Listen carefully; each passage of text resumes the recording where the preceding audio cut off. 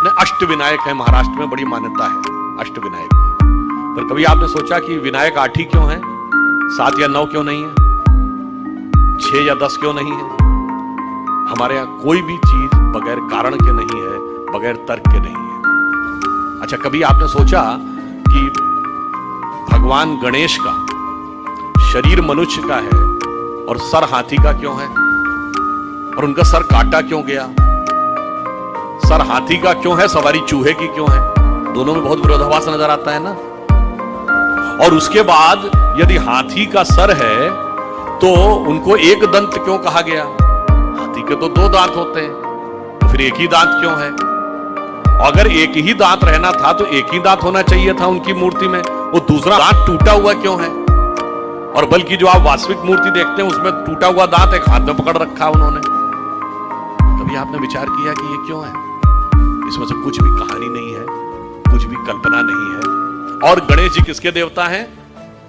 रिद्धि और सिद्धि के देवता हैं, यानी संपूर्ण सिद्धियां गणपति की आराधना से मिलती हैं। और गणेश जी पुत्र किसके हैं?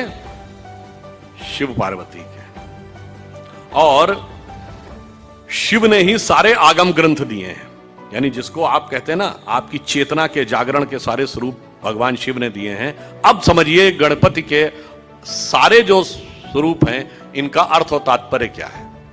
देखिए, भगवान गणेश का वह स्वरूप हमारे अंदर की जो वास्तविक चैतन्य ऊर्जा होती है, उसके उत्थान की वह प्रक्रिया को प्रतीक रूप में दिखा रहा है। सबसे पहले सर कटना किसलिए जरूरी है? वह आप अंदर की यात्रा करके अपनी कुंडलनी शक्ति को तब जागृत कर सकते हैं जब पहले आप अपने अहंकार को नष्ट करने में सफल होते हैं। तो आपका सर कटने का स्वरूप प्रतीक ये है। दूसरा, हाथी का ही सर क्यों है? क्योंकि हाथी की जो सूंड है, और आपने देखा होगा हमेशा गणपति की सूंड इस दिशा में यूं है, कभी ऐसे नहीं है। क्यों?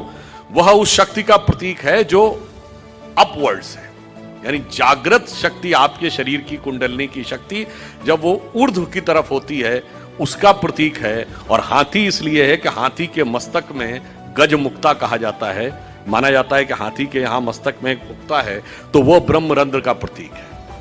और जब वो मुड़ी हुई सूंड ऊपर है, और चूहे की सवारी क्यों है? क्योंकि चूहा जमीन के अंदर जाकर अपना बिल बनाता है। तो जब आप एकाग्र चित्त होकर अपने अंदर की यात्रा में उतरते हैं, तभी जाके आप इस शक्ति को पहचान पाते हैं और उस शक्ति को ऊपर उठाने का सामर्थ्य पा पाते हैं। 8 ही विनायक क्यों हैं? क्योंकि 8 चक्र हैं, मूलाधार, स्वाधिष्ठान, अनाहत, आज्ञा, विशुद्ध चक्र और ब्रह्मरंध्र। और अब एक ही दांत क्यों है? क्योंकि जब आप आज्ञा चक्र से ऊपर जाते हैं, तब द्वैत के साथ वह यात्रा नहीं हो सकती, यानी संसार और ब्रह्म 2 में से एक को ही चूज करना पड़ता है। तो वह दांत टूटा हुआ क्यों है?